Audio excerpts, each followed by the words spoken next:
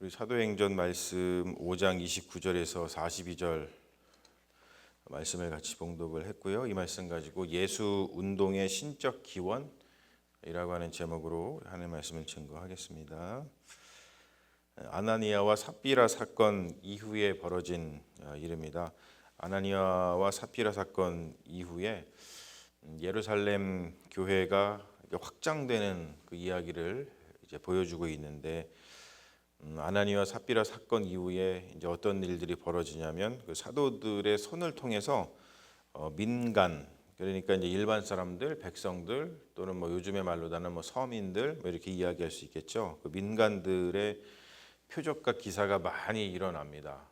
막 병자를 고치기도 하고 뭐 이런 기적들이 막 일어나니까 사람들이 이제 모여들어서 이 사도들이 전하고 있는 그 예수에 대한 그 복음, 그것을 듣는 것이죠. 그래서 예수를 따르는 그 무리들이 이제 점점점 늘어납니다. 그러니까 이제 크리스찬들이 늘어나는 거예요. 예수를 따르는 무리들. 이것을 우리가 뭐 요즘 말로는 뭐 개종이다 이렇게 표현합니다만, 이제 그 당시에는 개종이라고 하는 말 자체가 사실은 없었죠.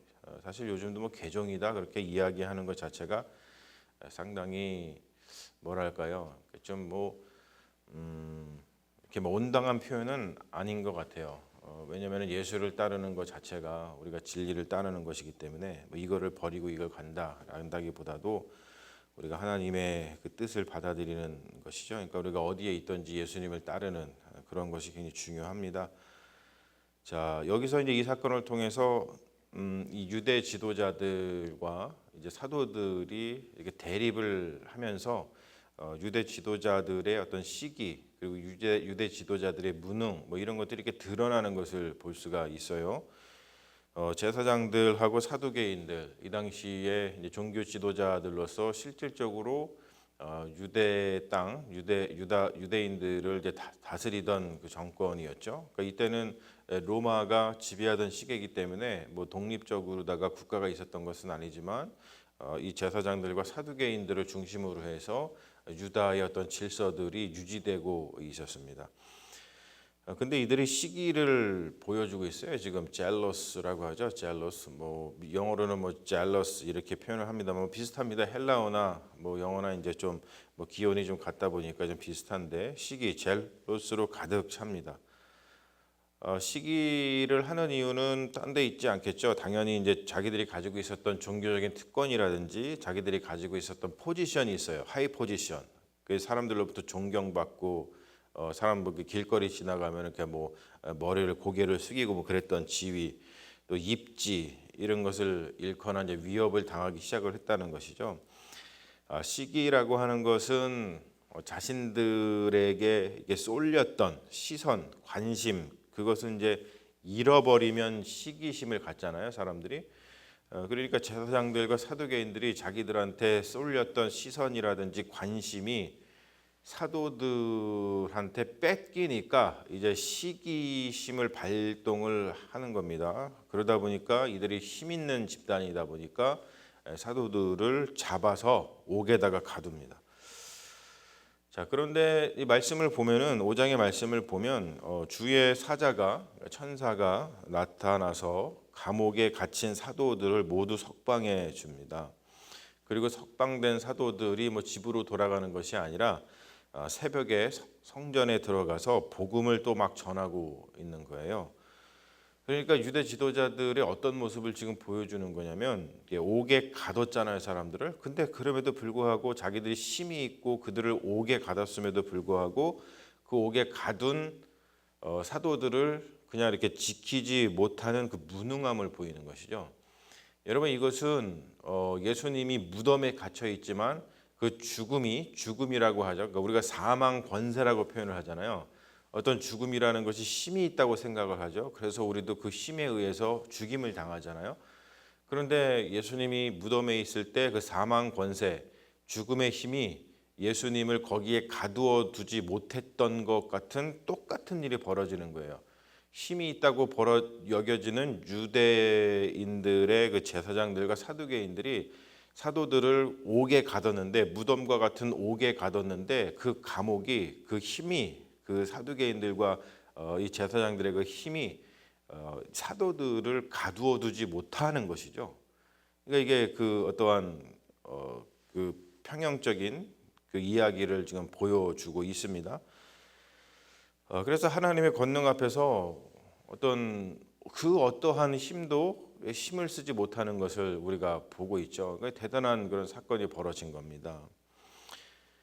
그래서 이 공의회에서 이제 신문을 하고 사도들이 이제 대답하는 장면들을 우리가 보고 있는데, 우리 지난번에도 이 공회에서 이 베드로하고 요한을 잡아다가 더 이상 예수의 이름으로 가르치지 말라 이렇게 경고하고 내보냈잖아요. 그런데 또 이러니까 왜 니네들 또 이러느냐 그러면서 28절에 보라 너희가 너희 가르침을 예루살렘에 가득하게 하니 이 사람의 피를 우리에게 돌리고자 함이로다. 여기서 이 사람은 예수 그리스도의 피죠. 우리가 복음서에서 봐서 알지만 이 제사장들하고 사두개인들이 결국에는 예수를 십자가에 못 박도록 넘겨주지 않았습니까? 그러다 보니까 이 사람의 피, 예수 그리스도의 피의 그 대가 책임을 우리에게 막 돌리고자 한다라고 지금 그들한테 불만을 표시하고 있는 겁니다. 그 말은 뭐냐면은 이 사도들의 가르침, 예수의 복음, 예수에 대한 그 복음이죠. 그냥 복음 자체가 사도들의 가르침이 지금 이 유대교 내부의 어떤 원리를 깨고 있는 것을 볼 수 있어요. 그러니까 평화롭던 유대교 어떤 세계관을 깨고 있는 것이죠. 그러므로 인해서 이 공회, 유대교의 입지에 위협을 가져왔어요. 이 사도들의 증언이, 사도들의 이 복음 전하는 것이 가르침이 그랬습니다. 그러니까 당연히 불만과 불안이 여기에 가득 차게 되는 것입니다. 그리고 특별히 이 사도들의 활동이 어떤 일을 하고 있냐면 그들의 죄를 지금 드러내고 있죠. 그들이 지금 예수를 십자가에 못 박아 죽여놓고서는 아무렇지도 않게 권력을 누리고 있고 뭐 세상에 아무 일도 일어나지 않는 것처럼 그 자리를 지키고 있는데 그렇지 않다는 것이죠. 그들의 죄가 이제 드러나는 것이죠. 그건 뭐냐면 무죄한 죄를 흘린 그 죄입니다. 무죄한 피를 흘린 죄, 무죄한 피를 흘린 죄. 우리가 구약 성경을 보면은 뭐 신명기에서도 그렇고 열왕기상에서도 그렇고 뭐 시편에서도 그렇고 예레미야에서도 그렇고 구약 성경의 그 곳곳에서 드러나는 게 뭐냐면 하나님께서 가장 가증스럽게 혐오하시는 게 있어요. 그게 뭐냐면 무죄한 피를 흘리는 겁니다. 저 사람은 아무런 잘못이 없어요. 저 사람은 하나님 보시기에 의인이에요. 근데 그 사람을 잡아다가 피를 흘려서 자기들의 이익을 취하는 그러한 사람들의 행태, 그것을 하나님이 싫어하신다. 이것은 내가 혐오한다라는 말씀을 구약 성경에서 곳곳에서 하고 계신 것을 사실 우리가 보고 알고 있죠. 그런 것처럼 이 사도들의 활동이 무엇을 의미하냐면 무죄한 피를 흘린 자들에 대한 심판의 성격을 가지고 있습니다. 여러분 이게 얼마나 멋진 일인지 몰라요. 사도들이 하는 일이 단순히 그냥 뭐 예수 믿으세요 뭐 이렇게 해서 예수 믿으시면 좋아요 이렇게 낭만적으로 이야기하는 게 절대 아니고 이들이 활동하는 것 자체가 무죄한 피를 흘린 자들에 대한 심판을 선고하는 거다. 여러분 대단하지 않습니까? 그러니까 이것을 지금 우리 시대에 가져와서 좀 적용을 하자면 이런 것일 수 있는 거죠. 우리가 지금 교회에서 여성교회를 중심으로 해가지고 기후변화 프로젝트 같은 거를 뭐 활동을 하시려고 막 저희들이 노력을 하고 막 셋업해 나가고 있잖아요. 사실 그런 활동이 단순히 우리가 기후가 변화돼서 참 힘들고 어려워요. 기후 변화되는 것에 대해서 우리가 조금 뭐 하면 참 좋겠어요. 이런 걸 하면은 도움이 돼요. 단순히 이런 문제가 아니라 이 세상에서 지금 기후 변화가 왜 일어나냐? 우리 인간들의 탐욕 때문에 그렇거든요. 왜 기후 변화 문제를 왜 자꾸 이렇게 이야기하냐면 기후가 변화되니까 우리가 힘들어. 이게 단순히 아니고요. 옛날에도 기후는 변화됐습니다. 근데 많은 사람들이 깨닫지 못하게 있는 게 뭐냐면 옛날에 기후 변화되는 것은요. 그 누구의 잘못도 아니었어요. 근데 지금 기후변화의 문제가 심각한 이유는 뭐냐면 기후변화를 일으킨 원인이 우리 인간의 탐욕, 죄 때문에 그렇다는 거죠. 그러니까 그것에 대한 경고잖아요. 그러니까 우리가 그런 활동을 한다는 것은 무슨 의미를 가지고 있냐면 우리 인간이 행하고 있는 이러한 무죄한 피를 흘리는 것. 그렇죠. 지금 우리의 탐욕 때문에 뭐 말도 못한 생명들이 다 죽어가고 있잖아요. 지금 뭐 텍사스에서도 불이 일어나가지고 그것 때문에 소들이 한 10,000마리가 죽었을 것이다 지금 예상하고 있죠. 무죄한 피입니다. 그런 것들이. 사람들도 죽어나가고 우리 이 1세기에 살고 있는, 그러니까 이제 선진국에 살고 있는 사람들은 별로 느끼지 못하지만 우리가 공부할 때 배웠습니다만 선진국에서 벌어지는 그런 일들을 잘 살지 못하는 나라에다가 전가시킨다 그랬죠. 우리들이 그렇게 하는 것 때문에 가난한 나라의 국가들의 사람들은 더 못 살고 그것 때문에 더 죽음에 처해진다는 거예요. 무제한 피를 흘리게 되는 거예요. 그러니까 우리의 활동이 단순히 기후변화가 일어나고 있어요. 기후변화 일어나는 거 우리가 조심해야 돼. 이게 아니라 무제한 피를 흘리는 그런 죄에 대해서 심판의 성격을 가지고 있는 것을 오늘 말씀과 이렇게 접합해가지고 아주 중요한 신학적인 의미를 가지고 있다는 것을 우리가 좀 깨달을 필요가 있고, 우리가 하는 일이 정말로 중요하고 소중한 일이구나라는 것을 마음속 깊이 새길 필요가 있습니다. 사도들의 대답이 굉장히 멋지죠. 29절에 이렇게 이야기를 합니다. 사람보다 하나님께 순종하는 것이 마땅하니라. 여러분, 이것은 굉장한 말입니다. 우리가 신앙을 가지고 있고 무슨 일을 할 때에도 다 이 마음을 가지고 해야 되는 것이죠. 사람보다 하나님께 순종하는 것이 마땅하니라. 우리가 하는 일은 내가 맨날 우리 스스로가 돌아봐야 되는 일은 뭐냐면 하나님께 우리가 순종하는 그 마음에 의해서 내가 지금 하고 있는가. 너무나도 중요한 우리 신앙의 원리이죠. 사람들이 세워놓은 법체계보다도 성령의 법을 따르는 것이 마땅하다라고 하는 거예요. 여러분, 이게 사도 바울을 통해서 이 서신서에서, 이제 사도 바울이 쓴 서신서에서 이렇게 깊어지고 있는데, 이 말이 뭐냐면 문자, 사람들의 법체계죠. 문자는 생명을 죽인다 그래요. 여러분, 실제로 그렇잖아요. 유대인들이 가지고 있었던 그 법체계가 누굴 죽였어요? 생명의 근원이신 예수님을 죽였잖아요. 하지만 성령의 법, 성령은 생명을 살립니다. 완전히 반대죠. 그러니까 사람보다 하나님께 순종하는 것이 맞다는 거예요. 사람을 따르면 생명을 죽이게 되는데 하나님을 따르면 생명을 살리게 된다는 것이죠. 그러니까 여러분, 무엇을 따라야겠습니까? 당연히 하나님을 따라야겠죠. 무엇을 따라야겠어요? 문자를 따라야겠습니까? 뭐냐면 법체계를 따라야겠습니까? 율법을 따라야겠습니까? 아니죠.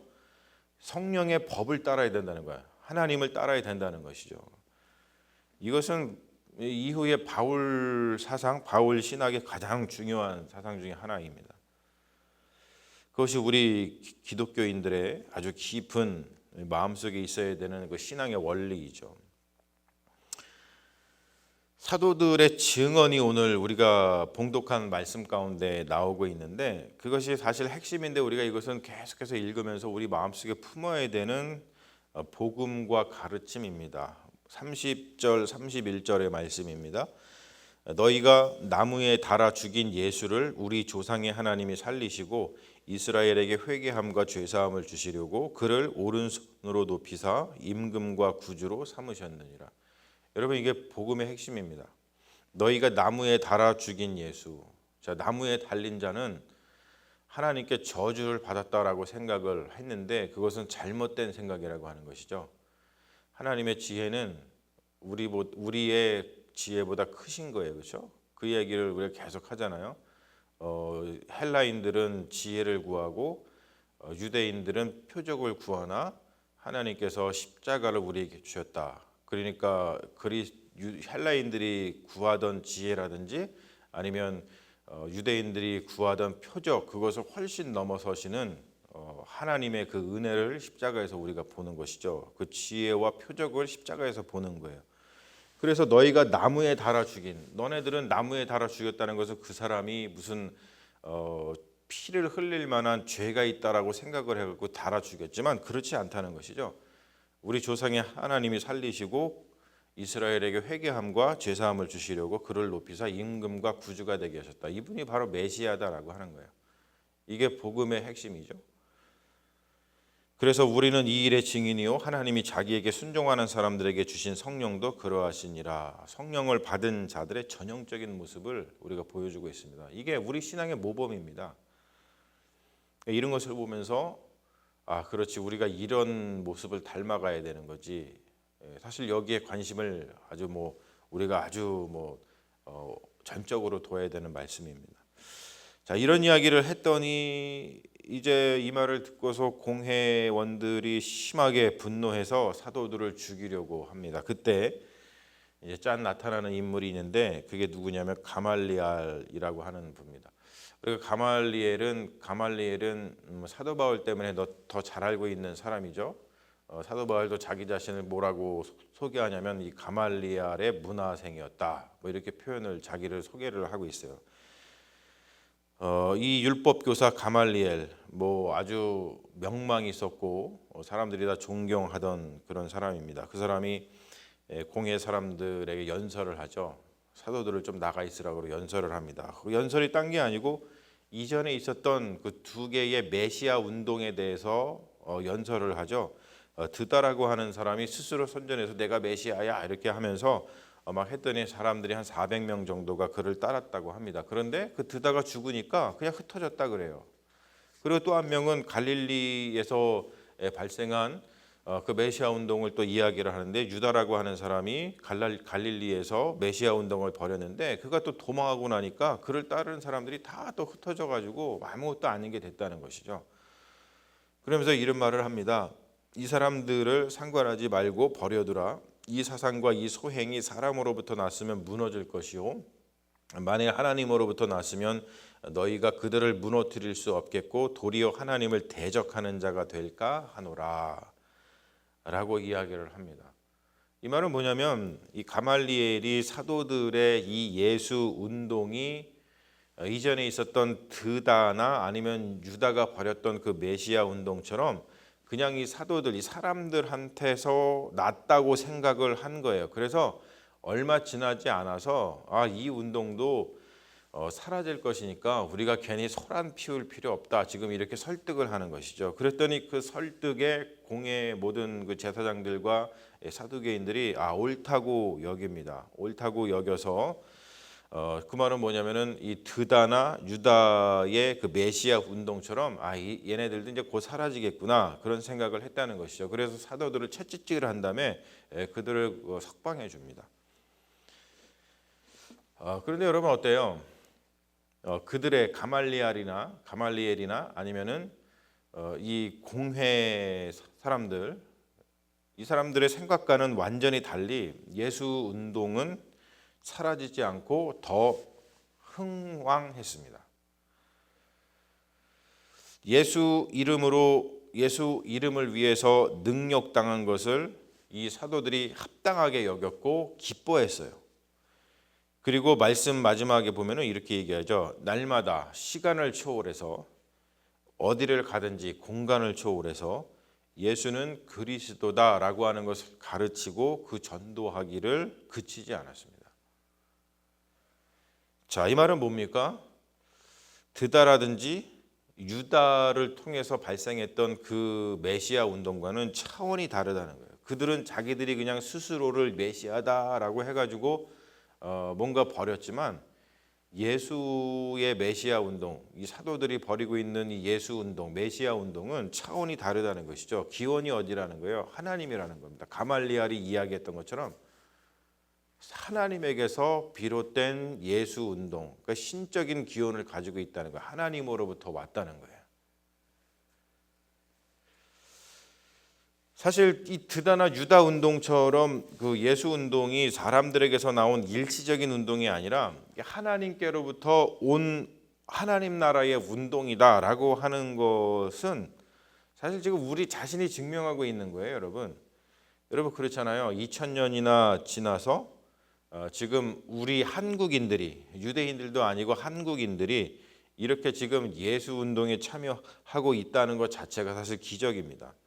이 말은 뭐냐면은 하나님의 역사라는 것을 보여주고 있는 거예요. 이것이 하나님으로부터 왔다.